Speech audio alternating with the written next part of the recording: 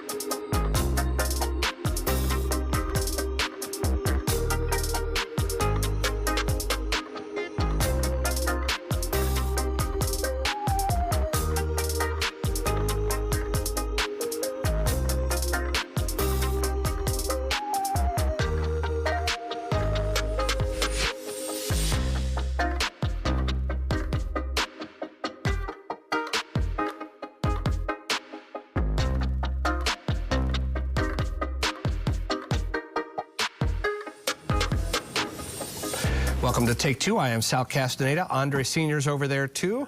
And we're going to welcome Moises Munoz, who used to play soccer at a high level. I'm so impressed by that, Moises. Yeah. But you're here because of we're having a big exhibition game between Mexico. Tell me more about the game. Yeah, it's going to be a great match. First of all, thank you for having me here. And yeah, on September 6th, there's going to be a exhibition match, a friendly match between two great nations, top 20 in the world, Mexico versus Japan. So it's between the FIFA window, so the best players from each nation are going to be here. They're going to be playing at the Coliseum, so it's going to be a great match to take your family, a great match to see real good soccer.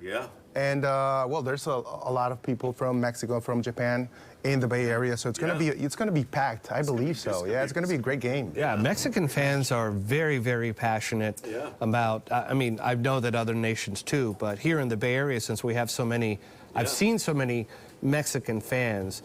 When you come here, you must know that, right? Yeah, definitely. I mean, I did play a couple of matches when I was a professional soccer player here in the Bay Area, mostly in Candlestick Park and also in the Levi Stadium, the newest stadium here.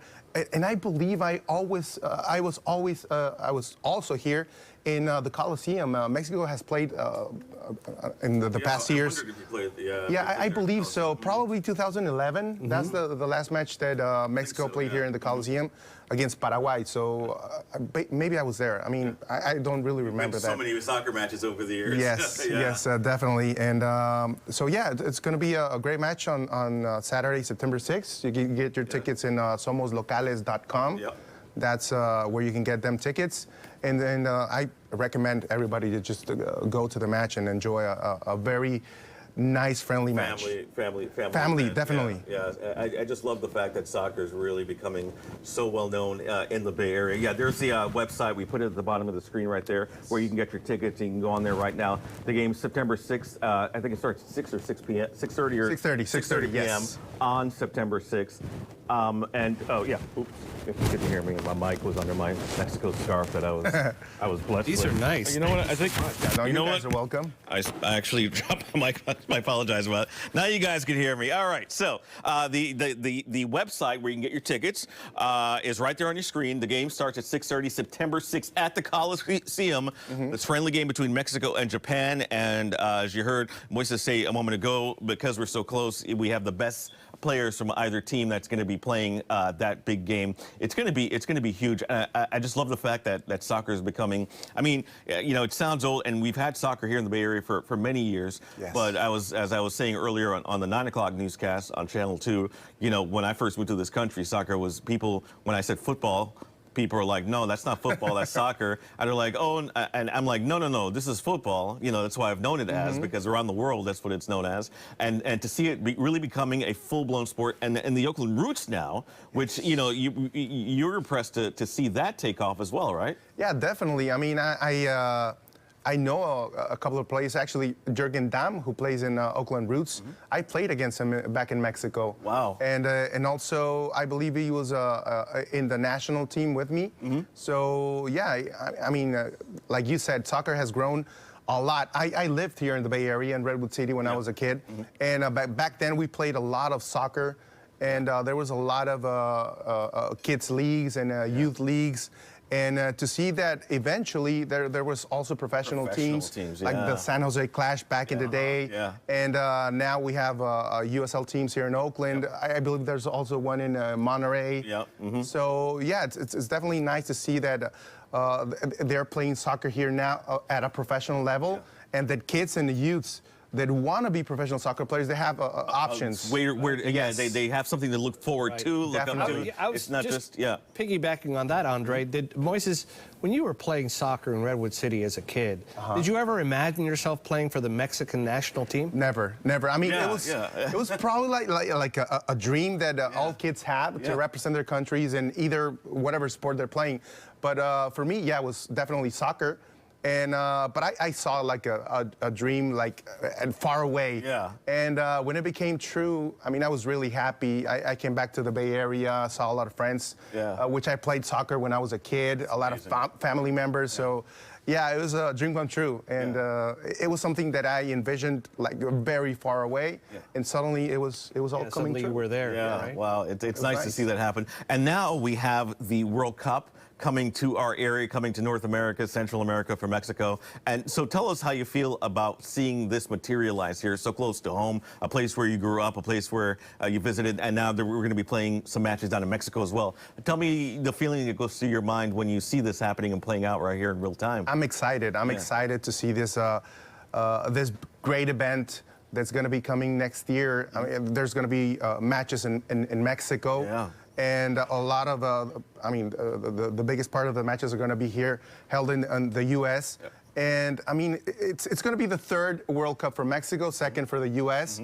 So it's definitely going to be a great event. The whole world's going to be expecting to see these matches. Yeah. And for the United States, for Mexico, for Canada to be hosting this monumental event, it's just great. I mean, it's breathtaking. Yeah. And Mexico's a good team. They're the #1 team in North America. So, you know, the United States is not quite there yet. What do you think about, if I could ask you to think, your opinion about the United States team, what do you think it needs to do to raise its profile? I mean, the U.S. team has been playing great in the past years. they have been growing a lot. I mean, if you take into perspective where they were 10 years ago and where they are now, I mean, they have grown a lot more than any other country in North or Central America. Yeah. So I believe they're a pretty good level in the next World Cup. With Mexico, they're going to be like the best representatives of this CONCACAF confederation. So I expect to see not only Mexico being up there, but also the U.S. team. So they have to work a lot like the Mexico national team. But I believe they're both are going to be they're going to be playing great soccer matches. And because the World Cup is being held here in North America and Central America, we're going to have our teams automatically qualify for to compete in the World Cup. Can you tell us a little bit about that? Yeah, well, Mexico, Canada, and obviously the U.S., they have been qualified since they announced that they're going to be playing here, the World Cup. After that, all the teams have to qualify for the World Cup. And I believe Japan was the first team as a non-host to qualify for the next World Cup. Yeah. So they're going to be in the World Cup. So that's what's important about this match. This match is a big deal because of that. Yeah, it's a preview of what we're going to see in the World Cup. Japan is currently 17th in the world, and Mexico is 13th. Right? Yeah, so I mean, we're going to have two top 20 national teams here in the Bay Area, in the Oakland Coliseum. So it's a great match to watch on Saturday, September 6th. Yeah, 6:30 p.m. Moises, thank you so much for giving us your time. I'm very excited about this game. It's coming up on September 6th at the Coliseum. SomosLocales.com for tickets, and we're proud of you. Thank you for coming in. Proud of you to be a local Redwood City guy, play for the Mexican team. Happy to know you. Thanks for being with us. Thank you. Thank you. Goalkeeper so much too. On top of that, mean, this come guy's on, got man. this guy's got a tough personality. If he's a goalkeeper, fan, Oakland A's fan. Yeah, I mean this guy's Bay Area through and I through. love old sports. I love old sports, and I really love the 49ers. I mean, I saw a jersey, the Hall of Fame induced jersey for Joe Montana. Oh, you saw that in there in the green room? I mean, I was in a camp when I was a kid. I was in a football camp with Joe Montana. Oh yeah. So I mean, that was a dream come true. You're a sport guy through and through. Yeah, for sure. Yeah. Again, thank you for joining us. Thanks. Take Two will continue in just a few minutes.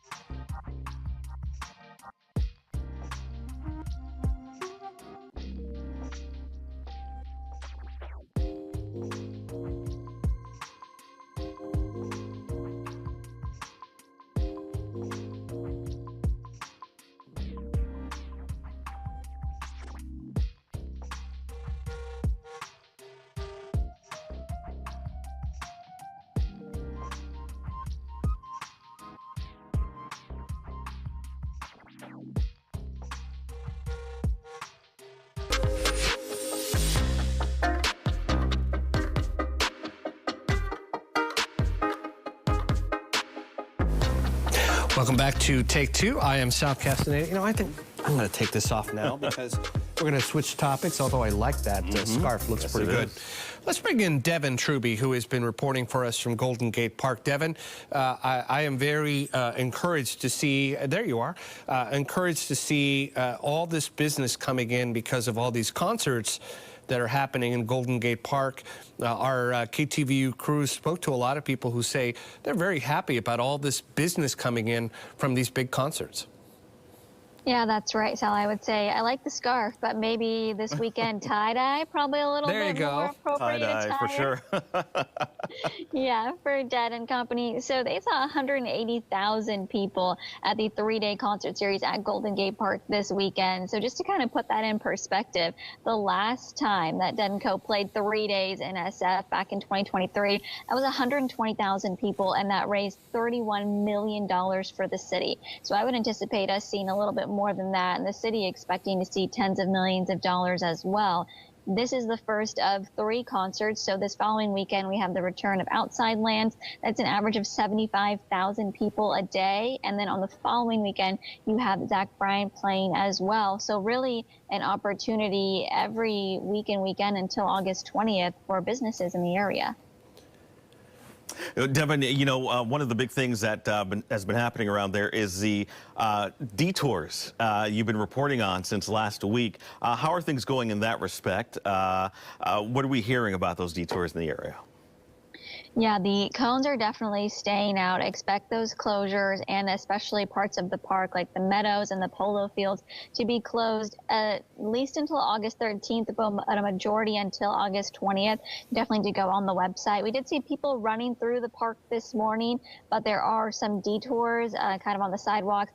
Bicyclists been a little bit upset because, of course, those roads are closed and you can't take your bike up onto the sidewalk. So they're kind of trying to have to figure that out as well. I know you were covering this story also on the weekend. Did you, and we spoke to some people who were really happy because they were Dead fans. And I happen to know a lot of people just from looking at social media came from other parts of the country for the Dead show. Did you guys run into anyone who wasn't from here? You know, I believe our crews did speak to quite a few people coming from out of state for the concert as well. You know, they were expecting some international travelers, and I'd say that's pretty on trend with the predictions that Visit California has been making in terms of summer travel, that maybe international travel is probably going to stay at about the flat rate for what was being expected for 2024, but it's really domestic travel. It's going to see that slight increase in visitors, and I think, you know, it's a lot easier just to pop over for the weekend, maybe only have to take a half day off work or something like that in order to fly over or maybe drive over for these concert series. So I think that's a definite possibility. We're going to see a lot of people from around the United States. You know, Devin, I think one of the things that you said earlier, when you try to quantify what this really means for the businesses in the Bay Area around Golden Gate Park, you mentioned in your earlier story that would be like having 10 St. Patrick's Day in one. And that kind of spells out like what these bars and restaurants are seeing here, doesn't it? It really does, and they told us that they've seen people that are coming in early to experience the city a few days before. So it's not just business on Friday, Saturday, Sunday, but that business starting as early as Wednesday and continuing. So they're seeing it span much more. I know some of our reporters talked to a music store in the area that said they pretty much sold out, which I think, you know, you can expect to see with concerts and different things like that. And definitely make a reservation, I would probably say, if you want to do anything for the rest of the summer on the weekends in the city, for sure. You know, I know that Mayor Daniel Lurie has been trying to get the city back on track, and this is certainly something that is helping. I'm wondering if, and you may not know the answer to this, I'm just going to openly wonder if the city has made it easier for these festival concerts, Andre and Devin, to come because they realize the economic benefit. Yeah, you'll need it. I think a lot of cities are looking to live music as a way to make a way back. The industry as a whole, when you look at tourism, and especially in my generation, it's leaning more towards experience-based. That's what people want to pay for. So I think music festivals and entertainment is the right way to go. It's something I saw when I was living in Sacramento, and then I think it's something that San Francisco is pursuing as well. You know, the mayor was out at the events on Friday, and then he was at Golden Gate Park in the command center telling people about emergency services and different things like that. Folks saw him on stage on Friday there and participating and enjoying, and you know, in a T-shirt of all things, not a suit, I do believe. So I think it's definitely something that they're open to. I know something I believe the past mayor was working on that's also being embraced by this administration is those somewhat entertainment zones and getting those up and running as well. I know our James Torres has done some stories on that. So all very promising. You mentioned your generation. Are you going to take in any of these concerts, Devin? Well, you know, working weekends, I will say I'll probably get to go anyways, but 60 years of celebrating was very iconic, I will say, last weekend, but I kind of found out about it a little bit too late for tickets. And then Outside Land, some very good headliners, Tyler, the Creator, Doja Cat, Gracie Abrams is coming. I've seen her previously and different things like that. I don't know if it's worth the late night for me to come back and join you all at 5 a.m. on Saturday and Sunday. Maybe not this time around, but I think what will be very popular and something that I might try to do is the free Shabuzi Civic Center concert that is coming up. That's that definitely has my attention. Oh, what's going on with that? No, tell us about that. Yeah, Shabuzi's playing for free, right? Tell us more about that. Yeah, I saw it. One of our producers kind of flagged it. It's going to be at Civic Center. And I think there's a whole lineup as well, and that's coming in September. I want to say September 20th. I'm not quite 100% sure on that day. Don't quote me on that. Yeah. But I know we have it up on our website. I did see it online, yeah. Well, Devin Truby, thank you so much. I realize, you know, working on the weekends, and we actually rely on you to be our reporter on the spot, so we wouldn't have it any other way. Thank you for joining us. All right, thank you. See you soon. All right, I'm looking up the Shabuzi stuff right now. Let me pulling it up. Go, man. September 13th. Okay. Free to attend, RSVP, San Francisco Civic Center, yeah. Nice. Yeah, so there you go. Nice big area for a concert. Exactly. All right, well, Andre and I will return. We're going to wrap up Take Two with more news of the day. Stay with us.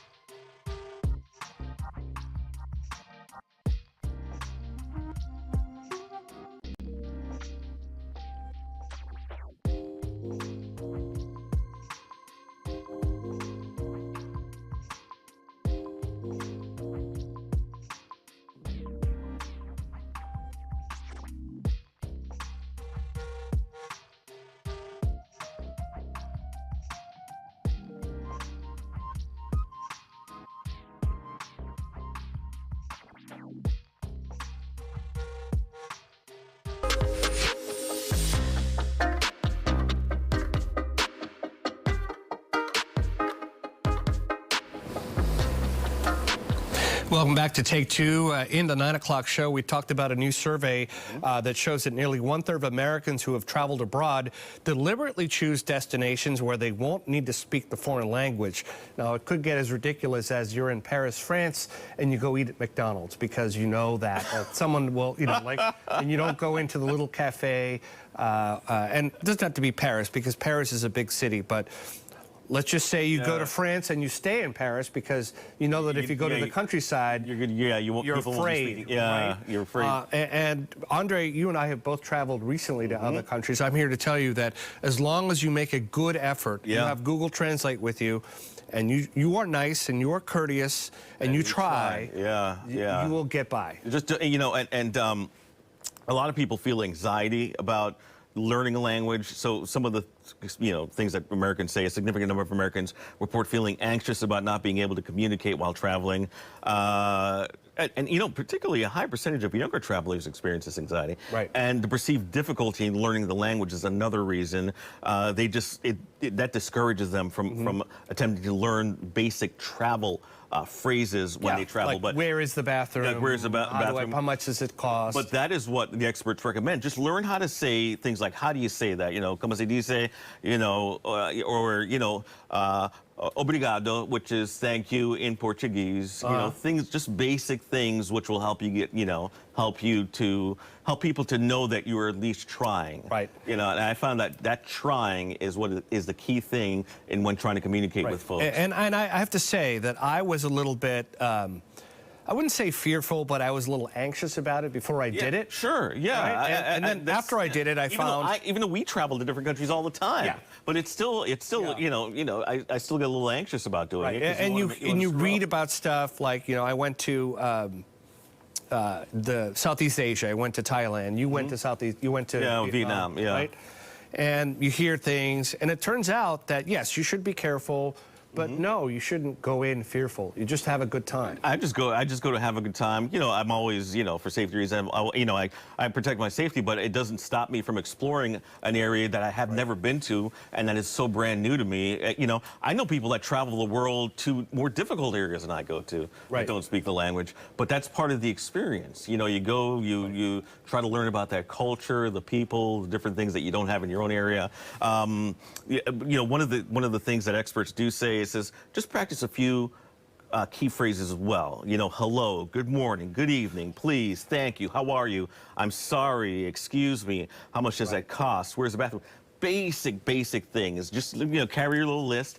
And the other thing is, Google Translate works well, but it also works well on menus. So let's say you go to a restaurant, let's say you're in Paris, you go to outside of Paris and you go to a little cafe, you could just hold your phone camera up and it will translate the menu for you. It'll just tell you, okay, if this is written in French, it'll translate into English just by hovering your camera in the Google Translate app over it. So there are other ways to overcome this, but not speaking the language is today, it's different today. It is different. I think it used to be, I think that people have heard that it was difficult now with the technology and also attitudes. People are kind of expecting you to travel. And I will tell you, I went to Brazil. I didn't go to Rio where, it was a big tourist area. I went to Salvador, but in the state of Bahia, in which it's not a big, huge tourist destination. So a lot of people did not speak English there. Okay, so how did you do there?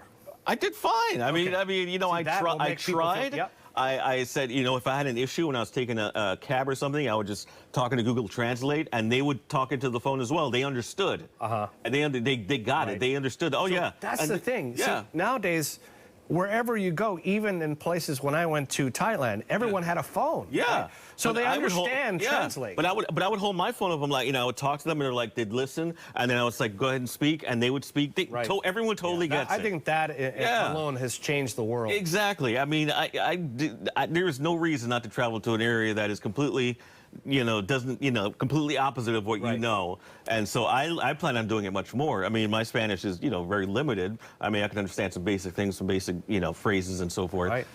So that's fine, but I want to go to a place where I don't understand anything, and maybe I can pick something up and learn something about the culture. And the survey also said that, people don't have time to travel, the money, that's also a thing. Well, that's separately from... Separate from, but I mean, you shouldn't have fear of not knowing the language good or well enough keep you from travel. That shouldn't be there are tools out there to help you, and just to learn the common phrases, man. All right. Well, that's Take Two. You know, we usually do this every day after the 9. Andre and I are actually going to be back tomorrow. I already know the schedule. We might have other guests. So usually we're talking about news of the day. You can find us where you're looking at us now. Thank you for watching Take Two, and we will see you soon. Adios. Adios.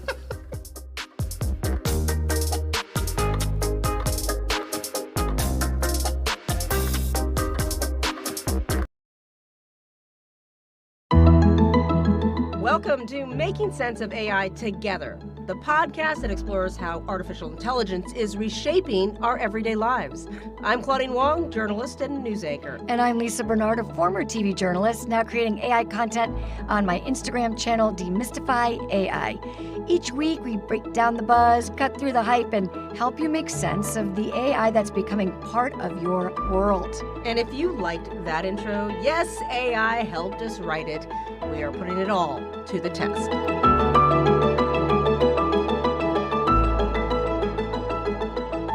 All right, here we are, just the two of us.